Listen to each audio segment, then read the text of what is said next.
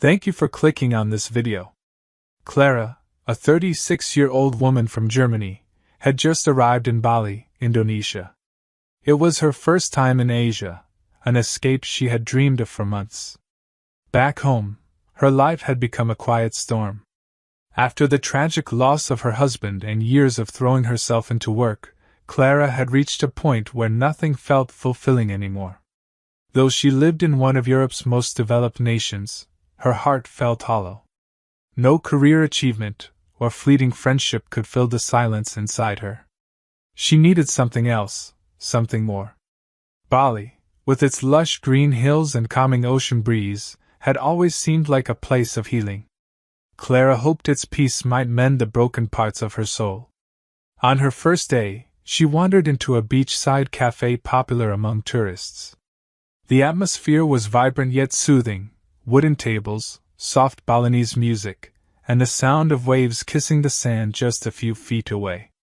She sat by a large open window, sipping on a glass of fresh tropical juice while watching the blue sea stretch endlessly toward the horizon. Everything felt different here. Slower. Gentler. For the first time in years, Clara allowed herself to just breathe. As she looked out across the beach, lost in thought, a young man sat at the table beside her. He wore a simple white t-shirt and loose khaki shorts. His presence was easy, calm, like the sea around them. Clara glanced at him briefly, then turned her eyes back to the water. "Hi," came a warm voice with a slight accent. "Are you a tourist?" Clara turned, a little surprised by the sudden question. The young man had a genuine smile and kind eyes. "Yes," she replied, smiling politely. "It's my first time in Bali. It's beautiful here." The man chuckled lightly. "It really is. I was born not far from here. My name is Rizki. And you?" "Clara," she said, extending her hand. Their handshake was brief but sincere, and just like that, a simple conversation began, about the weather, the beach, the mango juice. It was nothing deep at first, but it flowed easily. Clara hadn't expected to talk to anyone on her first day, let alone feel so at ease. Rizki, 25, told her he was a local tour guide and had lived in Bali most of his life. He loved his job, he said, because it gave him the chance to meet people from all over the world. His English was good, slightly accented, but clear and pleasant. He offered to show Clara around some of the nearby beach spots.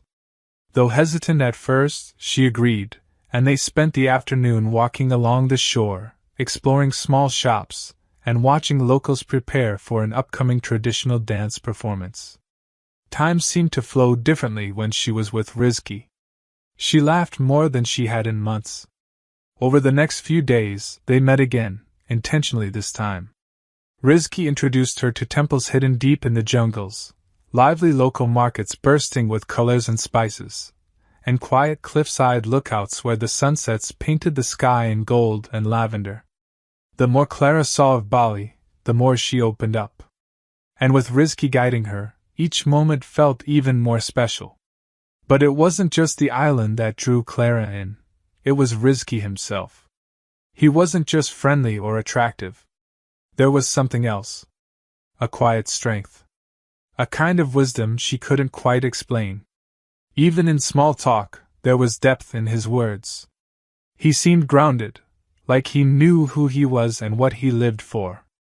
One thing that stood out to Clara was how naturally Rizki talked about religion. Not in a preachy or forced way. It was woven into his daily reflections. He would speak about the peace he felt during prayer, the self-discipline he learned through Ramadan, or how Islam helped him find gratitude even on difficult days. Clara had never thought much about religion. She wasn't hostile toward it, just indifferent. Growing up in the secular part of Germany, faith had always seemed like a private matter, or something reserved for the elderly. She had focused her life on achievements, independence, and freedom. Yet, as she listened to Rizki, she realized there was a calmness in his faith, a calmness she had been searching for. One bright afternoon, after a long day exploring the temples, Rizky took her to a small restaurant on a hilltop. The view was breathtaking, rolling green hills and a sunset that set the entire sky ablaze. They sat at a corner table, each with a plate of steaming local food. For a while, they simply enjoyed the view. Then Rizky spoke, his tone more serious than usual. "Clara," he said gently, "have you ever thought about religion?" She paused, her fork halfway to her mouth. "I used to," she admitted. "But not seriously. I guess I've always been more focused on this world, on what makes me happy now." Rizky nodded thoughtfully. "That makes sense. But for me, religion gives meaning to everything else. Without it, I think I'd feel lost. I believe there's more to life than just the moment." His voice wasn't heavy, it was calm, sincere. Clara didn't respond immediately.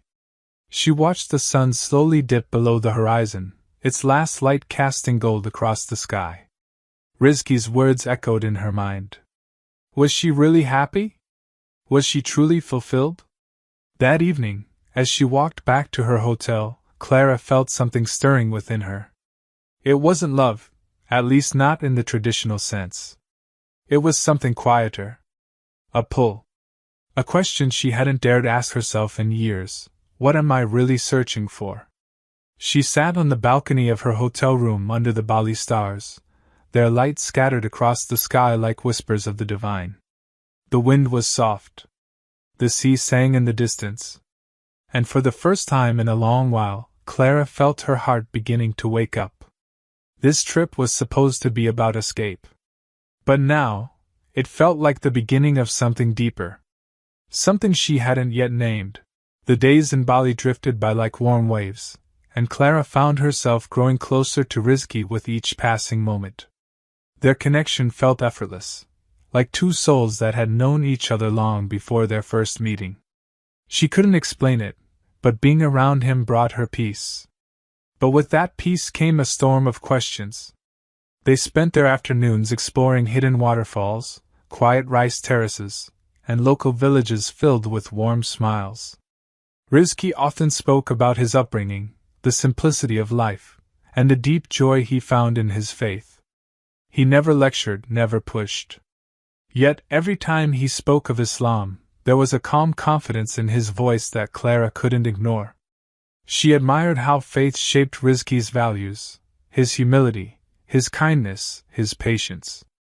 And while she found herself drawn to him, there was something even more powerful pulling at her from within: curiosity. One golden afternoon, they sat on a low stone wall overlooking the ocean. The sun was beginning to set, casting fiery streaks of orange and pink across the sky. The smell of salt lingered in the air, and the rhythmic sound of crashing waves made the world feel still. "Clara," Rizky began softly, not taking his eyes off the horizon. "How long will you stay in Bali?" She shrugged lightly, unsure of how to answer. "A few more weeks, maybe longer. I don't really have a plan. Just needed time away." Rizky nodded. "I'm glad we met." Clara smiled, but a knot twisted in her stomach. She had been expecting this kind of conversation. Something deeper. Something inevitable. He looked at her gently. "Can I ask what you think about religion now? I know we've touched on it, but I'm curious." Clara took a deep breath. "It's complicated, Rizky. I grew up in a place where religion wasn't really important. We celebrated holidays, sure. But faith was never something we talked about seriously. I always thought I could find happiness by chasing freedom and success. But now—" Her voice trailed off. Rizky waited, silent and patient. Clara glanced at him. "Now I'm not so sure. When you talk about your beliefs, it makes me wonder if I've been missing something. There's a peace in you that I don't think I've ever felt." Rizky's eyes softened. "That peace comes from knowing who you are and why you're here. Islam gives me that." Clara hesitated. "But what if I can't believe the same way? I've lived too long with a different mindset. Changing everything, it feels overwhelming." "You don't have to change everything at once," Rizky said calmly. Faith is a journey, Clara. It's not about jumping into something blindly. It's about seeking truth. And if your heart is open, Allah will guide you. She looked away, her heart aching with confusion. What if I can't let go of my past? What if I lose myself? Rizki turned toward her. Sometimes we think we'll lose ourselves by changing, but maybe we're only shedding what never truly belonged to us. You don't have to let go of who you are, you just have to be open to becoming who you were always meant to be. His words struck something deep. Clara didn't reply. She simply stared at the sea, her thoughts a whirlwind of fear, hope, and wonder. That night, she couldn't sleep. She sat alone on her hotel balcony under the stars, the distant sound of the waves soothing yet stirring. She remembered her late husband, the pain, the emptiness that followed, and wondered if Rizki was part of a second chance. Not just for love, but for meaning. The next day, Clara visited a famous cultural site, a quiet retreat nestled among Bali's hills. While walking through the gardens, she met a woman named Asia, a graceful Muslim convert originally from France. They struck up a conversation, and Clara found herself opening up without hesitation. Asia shared her story of how she found Islam after years of living in spiritual confusion. I wasn't looking for religion, she said, but I was looking for peace. And in that search, I found Islam. Her words echoed something Rizki had said. Clara listened intently as Asia spoke about how the teachings of the Qur'an gave her clarity and direction. It's not just a religion, Asia explained. It's a way of life, a way of understanding your purpose, your place in this world, and how to live with sincerity. Clara was moved deeply. But she also felt fear creeping back in. That evening, she met Rizki on the same beach where they'd first talked. He noticed something in her eyes, a quiet storm behind them. Is something bothering you? He asked gently. Clara nodded. I spoke to a woman named Asia today. She told me about her journey to Islam. And I felt something shift inside me.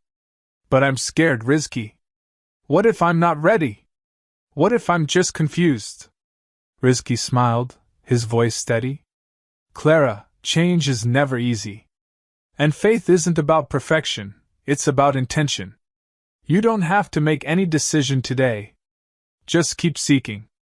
Keep asking. She looked at him, her heart torn between what she had known and what was now calling her. I feel like there are two versions of me fighting inside. One that wants to stay in the life I know, and another that's drawn to something new.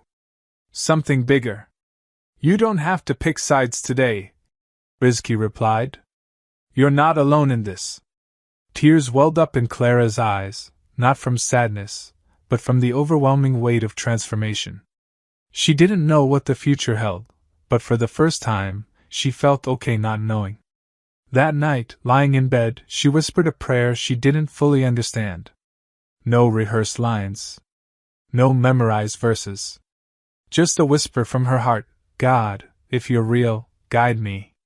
The ocean wind swept through her window like a warm breath of reassurance. Something was changing. And Clara could feel it. Clara's days in Bali had shifted from exploration to reflection. The beaches, temples, and markets still enchanted her, but now, her thoughts were consumed by something deeper. Every time she closed her eyes, she heard Rizki's voice, and Asia's too. Their words about Islam, about peace, about purpose, they stirred something inside her that was no longer easy to ignore. But the closer she got to the idea of change, the more uncertain she became. She found herself drawn to quiet places, parks, hilltops, mosques she hadn't noticed before. She'd sit alone for hours, watching locals pray or reading translated verses of the Qur'an on her phone. And yet, every time she thought about accepting a new faith, fear wrapped itself around her heart. One morning, Rizki invited Clara to join a small community gathering at a local mosque. It wasn't a formal event, just a circle of friends who met once a week for study and conversation. Clara hesitated but agreed. The mosque was modest, white-walled, surrounded by gardens, with a breeze that carried the scent of jasmine through the open windows. It didn't feel like a place of rules. It felt like a place of rest. No one asked her to pray. No one pressured her. Instead, they welcomed her like a long-lost friend. She sat quietly and listened as the group discussed topics like patience, humility, and sincerity. Words she'd heard before in other contexts, but here they felt alive. Afterward, Rizki walked with her outside under the swaying palm trees. "What did you think?" he asked softly. Clara paused before answering. "It felt peaceful. Like everyone there was genuinely kind. And not just to me, but to each other. It didn't feel forced. It felt natural." Rizki nodded. "That's what faith should feel like. Not a burden. A home." That night, Clara sat again on her hotel balcony. The stars above Bali seemed brighter, closer. She thought about her old life, days filled with meetings, lonely dinners, and weekends that blurred into nothingness. And now, here she was, miles away from everything familiar, but somehow closer to herself than ever before. Still, one question haunted her: could she really take such a big step? The next day, Rizki met her at their usual cafe on the beach. He noticed the hesitation in her eyes and didn't push. "I keep thinking," Clara said, stirring her tea. "What if I'm just doing this because of you? Because I like you and I trust you?" Rizki smiled kindly. "Clara, if your heart wasn't open, nothing I said would matter. You've been seeking something long before you met me. I might have just reminded you of that." "But what if I'm not ready?" she asked. "No one's ever fully ready," he replied. "And there's no pressure. Faith is about sincerity, not speed. It's okay to take your time." His words brought her some comfort, but the inner turmoil remained. She wanted to move forward, but didn't know how. Later that week, Rizki invited her to visit the largest mosque in central Bali, known for its peaceful architecture and breathtaking interior. Clara was hesitant, but curious. She accepted. The mosque stood tall, its minarets reaching toward the sky like arms in prayer. The interior was filled with soft light and gentle echoes of recitation. As she removed her shoes and stepped inside, Clara felt something shift. The silence wasn't empty. It was full. Of presence. Of peace. Rizki quietly guided her through the space, showing her the prayer area, the small library, and the serene garden out back. No sermons. No debates. Just space to breathe. In the garden, they sat under a tree where birds chirped softly overhead. "Would you like to learn how Muslims pray?" Rizki asked gently. Clara hesitated, then nodded. He taught her step by step how to make wudu, the physical cleansing before prayer. She felt shy at first, clumsy even. But Rizki's patience made it easier. He explained each movement, each phrase, with clarity and love. Not as rules, but as tools for peace. Later that day, back in her hotel room, Clara tried her first prayer alone. She didn't speak Arabic, didn't know the exact motions, but she did it anyway. She whispered quietly, using her own words. She spoke to God, not out of obligation, but from the heart. And for the first time in years, she felt heard. As the days passed, Clara's heart became more certain. She began reading more about Islam, asking questions, and reflecting deeply on what belief truly meant. The more she learned, the more peace she felt. But with peace came another worry: her family. Clara hadn't told them anything about her spiritual journey. She imagined her mother's shocked face, the endless questions, the possible disappointment. One afternoon, while sitting under a tree outside the mosque, Clara turned to Rizki with troubled eyes. "I haven't told my family," she admitted. "They know I'm here, that I'm exploring something spiritual, but I'm scared. I'm scared they won't accept it." Rizki listened quietly, then said, "Clara, change always invites resistance. But truth doesn't need anyone's permission. If this is your path, then walk it sincerely. The rest will follow in time. She sighed. I just don't want to lose them. Or have them think I've lost myself. Rizki gently placed his hand over hers. You're not losing yourself. You're finding yourself. And if they love you, they'll come to see that. That evening, Clara called her mother. She hadn't planned to, but her heart said it was time. Her voice trembled as she spoke. Mom, there's something I want to tell you. I've been thinking a lot about life, about faith, and I've been learning about Islam. The silence on the other end was heavy. I haven't decided everything yet, Clara continued. But I feel something I've never felt before. Peace. And I want you to understand that I'm doing this not for anyone else, but because it feels right. Her mother's response came slowly, cautiously. I don't know what to say, Clara. This is surprising. But I love you. And if this truly brings you peace, then I want to support you. Tears welled in Clara's eyes. It wasn't full acceptance. But it was a start. That night, she walked along the beach with Rizki. The wind carried a cool calm, and the stars twinkled above them like blessings. I think I'm ready, Clara whispered. Rizki turned to her. Ready for what? To take the next step. And just like that, a new chapter of her life was about to begin. The morning sun broke gently over the horizon, casting soft light across the Bali coastline. The ocean was calm, the breeze warm, and everything felt quiet, peaceful. Clara stood by her hotel window, holding her breath as if trying to hold on to that stillness. Today was different. Today, she had made up her mind. For weeks now, Clara had been on a journey that neither travel brochures nor life plans had prepared her for.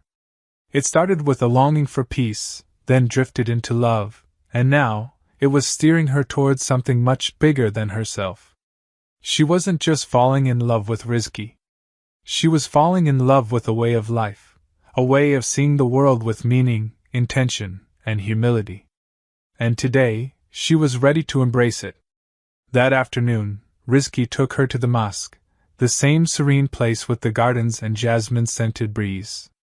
A few close friends from the community were there, including Asia, the woman whose story had once opened Clara's heart.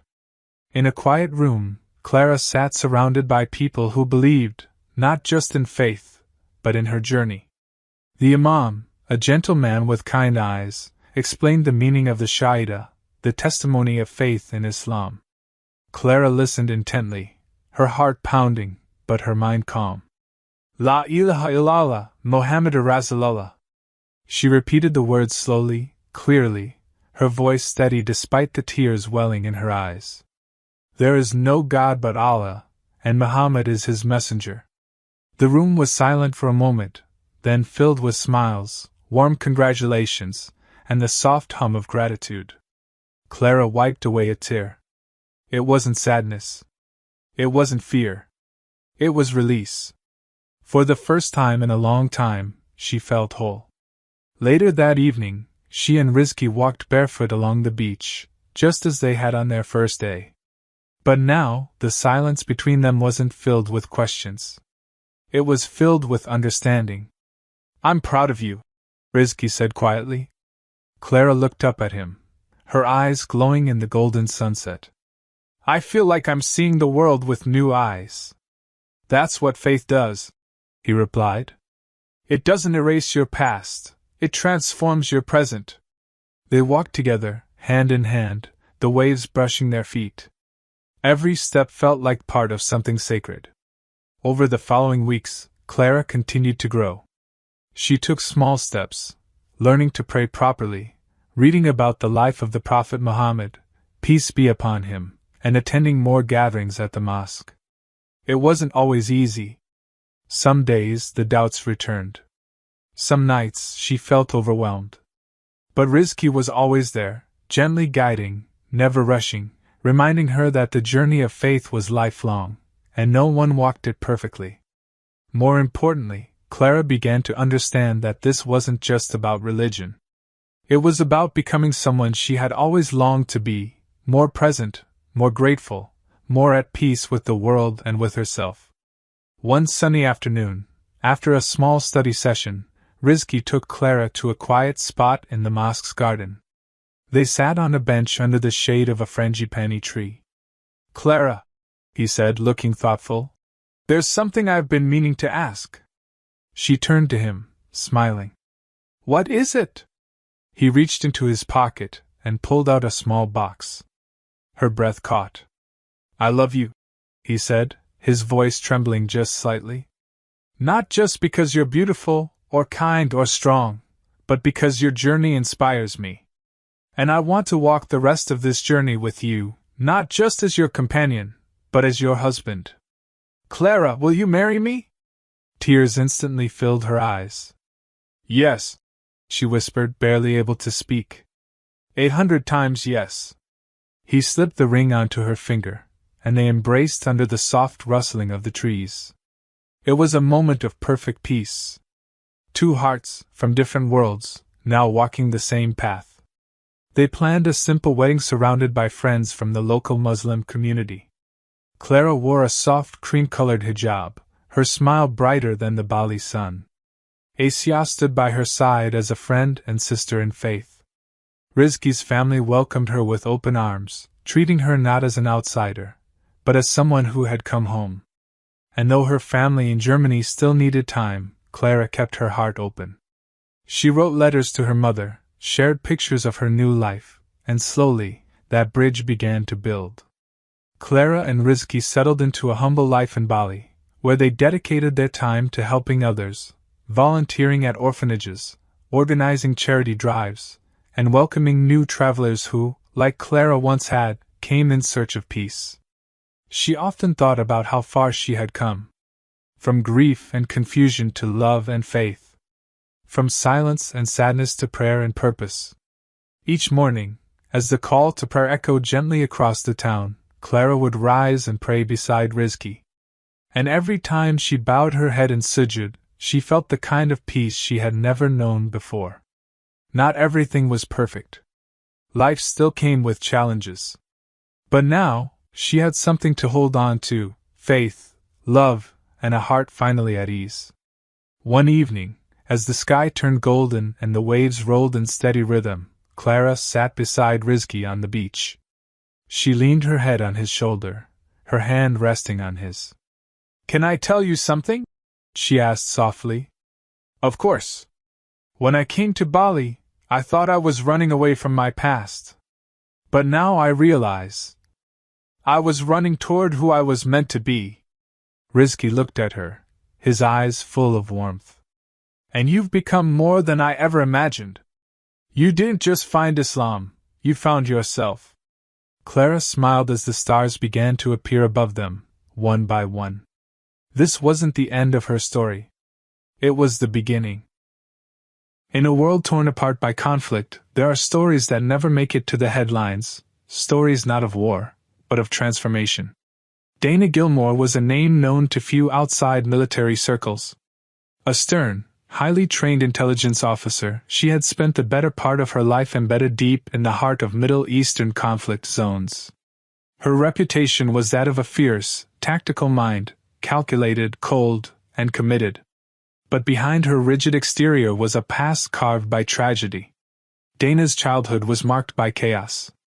She was just a child when her family's apartment complex was struck during a surprise attack on her hometown near the border. Her father didn't survive. Her younger brother, who she loved dearly, was never found in the rubble. That single moment, full of dust, sirens, and screams, shaped her understanding of the world. From that day, Dana divided the world into two categories: the destroyers and the defenders. She swore she would never be defenseless again. Joining the military felt natural. It wasn't just a job, it was personal. Dana climbed the ranks quickly, her intelligence and fearlessness earning her a place in high-level intelligence units. But the same pain that motivated her also hardened her. Over time, her role shifted from protecting her homeland to interrogating those seen as threats. And with each operation, with each decision, her heart grew colder, less human. But fate has a strange way of writing its own story. One ordinary morning, as Dana was stationed at a remote military installation, a sudden missile strike from a distant conflict zone changed everything. The attack was swift and devastating. Dana was caught in the blast. When she regained consciousness, she was buried under debris, her uniform torn, her body covered in burns and shrapnel wounds. She didn't know it at the time, but her world was about to change forever. Dana was found, unconscious and near death, by a group of humanitarian volunteers operating in the region. Among them was a quiet but dedicated Indonesian doctor named Dr. Aryan Yusuf. He worked with a neutral medical aid organization, treating injured civilians regardless of nationality, background, or affiliation. When Dana opened her eyes days later, she was not in a military hospital. She was in a makeshift clinic, surrounded by unfamiliar faces speaking unfamiliar languages. Her first instinct was panic, but she was too weak to move. Dr. Aryan was by her side. "You're safe now," he said in calm, accented English. "We're here to help you." Dana stared at him with suspicion. She didn't know who he was or where she was. And yet, something about his voice calmed her. He wasn't wearing a uniform. He didn't ask her questions. He simply changed her bandages, checked her vitals, and offered water when she needed it. Over the next several days, Dana barely spoke. Her body was broken, but her mind was still calculating. Why were they helping her? Did they know who she was? Was this some kind of trap? But Dr. Aryan never asked about her background. He never showed signs of judgment. Instead, he treated her with unshakable patience, not as an enemy, but as a person in need. Slowly, the silence between them began to break. "Why are you doing this?" she asked one evening, her voice still raspy. He looked up from her bedside, his expression calm. "Because pain doesn't discriminate. Neither should compassion." She didn't respond. But the words stayed with her. Over time, Dana's condition improved. Her wounds began to heal. She started sitting up, eating small meals, and asking more questions. The more she interacted with Dr. Aryan, the more she was disarmed, not by weapons, but by something far more foreign to her than conflict, kindness without condition. Late one night, as warm air drifted through the open window and distant echoes of unrest hummed in the background, Dana found herself talking to Aryan about things she hadn't shared with anyone in years. "My father died in a rocket strike," she whispered. "I was 8. I remember the dust, the heat. My brother's toy car melted into the floor." Her voice cracked. She hadn't cried since she was a child. Aryan sat beside her silently, listening. When she was done, he didn't offer pity. He simply said, "I'm sorry. No one deserves that." They sat in silence for a long time. Then she asked, "Have you lost anyone?" He nodded slowly. "Yes. In a different war. Different name. But the pain is the same." That night marked a turning point. Dana no longer saw Aryan as just a doctor. She saw him as a man shaped by pain, but who chose mercy instead of hatred. In the days that followed, they talked more. He told her about his home in Yogyakarta, Indonesia, about his medical studies, his mother's cooking, and his decision to volunteer in conflict zones instead of working in a private hospital back home. One day, their conversation shifted. Dana asked, "Why do you help, even those who might have been your enemy?" Aryan paused. Then replied, "Because my faith teaches me that no soul is beyond redemption. Islam isn't just about worship, it's about mercy, justice, and healing." Dana had heard the word, Islam, 1,000 times, mostly in briefing rooms, headlines, and military reports. But this was the first time she heard it without fear, without politics, just truth. She didn't know what was happening in her heart, but something was shifting. The walls she had built were beginning to crack. She started listening more, about faith, about compassion, about a God who is both just and merciful. A God who doesn't judge by where you come from, but what you choose to become. The journey ahead was still unclear. But for the first time in her life, Dana began to wonder, Could there really be more than pain and revenge? Could she change? The days turned into weeks. Dana Gilmore remained in the clinic, slowly recovering from her injuries. Her body healed faster than her mind. The pain in her chest had little to do with broken ribs. It came from something deeper, something she couldn't name yet. Her time with Dr. Aryan Yusuf had become the only constant in her unfamiliar world. Every day, he checked her progress, changed her bandages, and offered quiet conversation. But it wasn't just medical care he gave her. It was something more unsettling, something she wasn't used to, Grace. Dana had always believed that the world was built on power, control, and survival. But Aryan challenged that. His calm presence, his refusal to hate, and the way he spoke about faith with such gentleness, these things disturbed the very foundation of what she had once believed. One afternoon, as Aryan helped her stand for the first time, Dana winced but managed a few steps. "You're doing great," he said with a warm smile. She scoffed slightly. "Great's a stretch. I used to run obstacle courses blindfolded." Aryan chuckled. "Well, now you've conquered something tougher, humility." Dana looked at him. "You think this is humility?" "No," he said, helping her to sit again. "But you're learning it." Slowly. She didn't respond, but inside, something twisted. That night, she sat awake staring at the ceiling, thinking about his words. Was she learning humility? Or was she just weak? No, this wasn't weakness. For the first time in her life, she was seeing the world not through the lens of enemies and allies, but through something else. Something gentler. The next day, their conversation drifted toward faith again. Dana asked hesitantly, "You talk about God a lot. You really believe in all that?" Aryan nodded. "I do. Not because I was forced to, but because I searched for something real." Dana shifted uncomfortably. "I used to believe in justice. But then justice started to look like revenge." Aryan sat across from her and leaned forward. "That's the problem with hatred. It feels like justice at first. But it only leads to emptiness." His words lingered. Emptiness. That was a word she understood. She thought back to her military years, the missions, the interrogations, the people she labeled as threats, without even knowing their names. She had convinced herself it was righteous, necessary. But now, sitting here, healing in a clinic built for strangers, she wasn't so sure anymore. That night, as the hot desert wind blew through the cracked window, Aryan shared a story. "There's a verse in the Qur'an," he said softly, "and not equal are the good deed and the bad. Repel evil with what is better, and the one whom between you and him is hatred will become as though he were a devoted friend." Dana stared at him. "Repel evil with good," she repeated. He nodded. "It's hard. But it's what heals the world." Dana laughed bitterly. "I spent my whole life doing the opposite.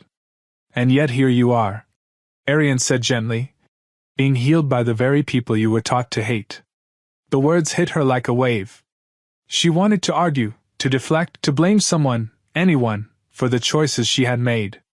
But the truth was, Aryan was right. She had been taught to hate.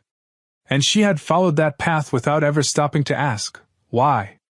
As the days passed, her conversations with Aryan deepened. They spoke about the nature of the soul, the concept of forgiveness, and the meaning of submission, not to people, but to God. "What does it mean to be Muslim?" she asked one day. Aryan answered without hesitation. "It means to surrender to the one who created you. To seek peace, not just with others, but with yourself." Dana's expression softened. "Peace sounds impossible." "It's not," he said. "But it does require you to let go of who you were." Dana fell silent. Let go of who she was. She thought about her uniform, her rank, her past. Could she really let that go? But then she thought about what it had brought her: loneliness, rage, and a heart too scarred to feel anything. And now, here in this broken place, she felt something stirring inside her. Not guilt, she had carried that for years. This was something different. Hope. One night, while the power flickered on and off, Dana sat with Arian outside under the stars. The world around them felt still for the first time in ages. "Tell me more about this." "Islam," she said. Arian smiled, not with pride but with peace. "It's not about being perfect," he said. "It's about recognizing the Creator, believing in His oneness, and choosing to walk the path of goodness, even when it's hard." He told her about the prophets, men who had suffered for the truth. He told her about prayer, about fasting, about how Muslims turn to God 5 times a day, not out of fear, but out of love and discipline. And he told her about the Shahada, the testimony of faith. There is no God but Allah, and Muhammad is His messenger. Dana repeated the words quietly, not as a declaration, but as an experiment. Yet something in her chest stirred again, like a breeze brushing through a once dead tree. The following morning, Dana stood at the mirror and looked at herself. She didn't recognize the woman in the reflection. This wasn't the Dana Gilmore who walked into war zones with a rifle and a grudge. This was a woman who had tasted death, been revived by compassion, and started to question everything she had believed. And for the first time, she didn't feel afraid of those questions. She was still unsure. Still scared. Still holding on to parts of her past like shattered glass. But the path ahead was no longer dark. It was just unfamiliar. And that, for her, was a beginning. The desert winds no longer howled like they used to. Or maybe Dana Gilmore had simply stopped hearing them with the same fear. She was walking again. Not just physically, but spiritually. Each step outside the clinic, each moment under the open sky, felt like a quiet act of rebellion against who she used to be. Dr. Arian watched her from a distance that day, his arms crossed, a small smile on his face. She was no longer the wounded soldier lying silent and suspicious in the corner of the infirmary. She was asking questions now. Reading. Listening. And when she didn't speak, she reflected. That night, as the air cooled and the lights flickered in the modest clinic, Dana sat with Arian on a bench beneath a canopy of stars. "I've been thinking," she said, her voice low, "about what it means to forgive." Arian turned to her. "Forgiving others?" She hesitated. "Forgiving myself?" There was a long silence. The kind of silence that didn't need to be filled. "You know," Arian finally said, "most people think faith is about believing in something greater. But it's also about believing you can be greater." Dana's throat tightened. "I did horrible things, Arian. Things I can't even talk about yet. And I justified them in the name of justice. In the name of defense. But maybe it was just hate." "You were shaped by pain," Arian said gently. "And when people don't heal, they bleed on others. Islam acknowledges our flaws, but it also commands us to seek forgiveness and start again. That's the beauty of it. Start again." Dana repeated. "Is that even possible?" Arian looked at her. "With God it is." The next morning, Dana asked to visit the prayer area behind the clinic. It was a small space, barely more than a room with woven mats, but it was quiet. Sacred in its own way. She sat in the corner, alone, watching the sunlight stream in through the narrow windows. She had never prayed in her life. Not in a way that required surrender. But as she watched one of the nurses quietly perform the postures of Salah, she was moved, not by ritual, but by devotion. There was something in the stillness. Something that whispered to her heart. Later, over tea, Dana looked Arian in the eyes. "What happens when someone wants to become Muslim?" Arian paused, surprised, but not shocked. He had seen this coming. Not through pressure, but through patience.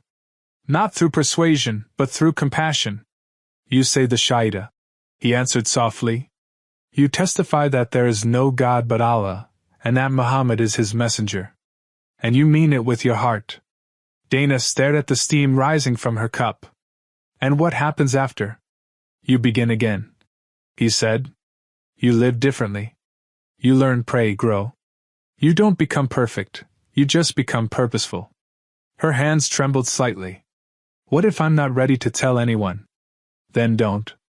This is between you and God first. That night, she stayed awake long after the clinic had gone quiet. She walked outside, looked up at the stars, and whispered the words she had practiced silently for days. I bear witness there is no God but Allah, and I bear witness that Muhammad is the messenger of Allah. She didn't cry. She didn't shake. She just felt still. For the first time in her life, the war inside her stopped. From that day forward, Dana Gilmore became Maria, a name she chose herself. It wasn't a name to hide behind, it was a name to honor the woman she was becoming. But peace does not erase the past. And redemption rarely comes without resistance. A few weeks later, Maria and Arian sat beneath the same stars, this time with heavier hearts. There's word, Arian said cautiously, that your identity may no longer be safe. Maria's face tightened. You mean they know I'm alive? Maybe. Maybe not. But someone's asking questions. And it's only a matter of time. Her chest rose with a long, slow breath. She looked around, the clinic that had healed her, the people who had shown her mercy. She didn't want to bring danger to them. What should we do? She asked. Arian hesitated. We could leave. There's a volunteer network that can get us to Southeast Asia. Maybe even the States later. But we'd have to go soon. Leaving wasn't just a decision. It was a surrender of safety, of familiarity. And it meant starting over, again. That night they packed quietly. By sunrise, Maria and Arian had left the clinic behind, traveling under forged paperwork through a network that had helped people much like her, those caught between the lines of history and humanity. The journey was long. At times terrifying. But weeks later, they arrived in a quiet coastal town in Indonesia, far from the sound of drones and sirens. It wasn't home. Not yet. But it was safe. And in the safety of silence, Maria learned how to breathe again. They rented a modest house by the edge of town. Arian returned to volunteer work in local health centers. Maria kept a low profile, rarely going out. But slowly she began building a life. She learned to speak Indonesian, badly at first, then fluently. She began helping at a small community school, teaching children English and assisting with refugee outreach. Her days became simple, cooking, reading, praying, helping. There was no uniform. No rank. No orders. Just a woman trying to live a life of meaning. But even peace has shadows. Every now and then, a stranger lingered too long outside their home. Or a letter came without a sender's name. Maria always noticed. She didn't panic, but she stayed alert. One evening, as Arian entered the house after work, he saw her sitting in the dark, holding a small notebook. The same one she used to keep in the military. Still watching over us? He asked. Maria smiled faintly. Old habits die hard. He sat beside her. We don't have to keep running. I know, she whispered. But we do have to keep healing. Outside, thunder rolled in the distance, and rain began to fall. Inside, they sat together in silence. She had escaped the battlefield. But the real journey, the one through the heart, had only just begun. In the quiet of a small Indonesian town, far from war zones and interrogation rooms, Maria Gilmore, formerly Dana, was living a life she never imagined. She no longer woke to the sound of alarms or boots on gravel. Now it was birdsong, the distant buzz of scooters, and the gentle voice of Dr. Arian Youssef, the man who had once saved her life, and now shared it with her. They were married in a small nikah ceremony, attended by only a handful of Arian's local friends. There was no fancy dress, no photographers, no grand feast. Just sincerity. Two people standing before God and promising a new life, together. But even peace has a price. Though the locals were kind, Maria sometimes caught wary glances. Her past was a secret, but secrets are heavy things. She often wondered, if they knew who I once was, would they still invite me into their homes? Would they still trust her to help with their children, their schools, their hearts? She had lived in hiding before, but this time was different. This wasn't hiding from others. It was about facing herself. One evening, as the call to Maghrib prayer echoed from the nearby masjid, Maria stood still in their modest living room. Her hands trembled slightly as she adjusted her hijab. It had taken her months to wear it for the first time, fearful it might draw questions, or worse, memories. But that day, something shifted. She looked in the mirror and didn't see the soldier anymore. She saw someone softer, wiser. Someone who had survived not just war, but herself. At dinner, Arian noticed the change. "You're glowing," he said. She smirked. "That's just the oil from the rice." "No," he smiled. "It's something else." She paused, then whispered, "I think I'm finally starting to forgive myself." Arian reached across the table and took her hand. That's when true peace begins. Weeks turned to months. Maria grew deeper roots in the community. She worked with displaced families, organized reading programs for children, and helped Arian during vaccination drives and mobile clinics. People began calling her Sister Maria, unaware of her past but touched by her presence. But shadows are patient. One day, Arian returned from the health center with tense eyes. "There's talk," he said. "Someone from the outside, asking questions about us. Someone who knows English. Too fluent to be local." Maria's chest tightened. "You think it's them?" "I don't know," he admitted.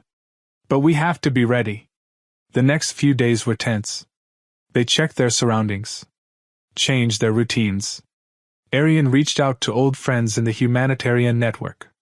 One of them confirmed the worst. A name matching Maria's old identity had surfaced in a private security database. And it had been accessed. The past was catching up. They had two options: run again, or stay and face whatever came. Maria sat on the porch that night, staring at the moonlit sky. She remembered the cold fluorescent lights of military bases. The feel of a rifle in her hands. The pit in her stomach before every operation. And then she looked at her hands now. Hands that bandaged wounds, that held orphans, that opened the Qur'an each morning. "I'm not her anymore," she whispered. Arian sat beside her. "Then don't let fear take her place." She looked at him. "Even if they come for me? We'll stand together," he said. That night, they packed small emergency bags, not out of fear, but preparation. And they prayed longer than usual, side by side. But the knock never came. Instead, something else happened, a letter. It was slid under their door. No name. No stamp. Just a simple, unmarked envelope. Inside was a note written in clean, neat handwriting. "We know who you are. We also know who you've become. Continue your work. You are being watched, but not hunted."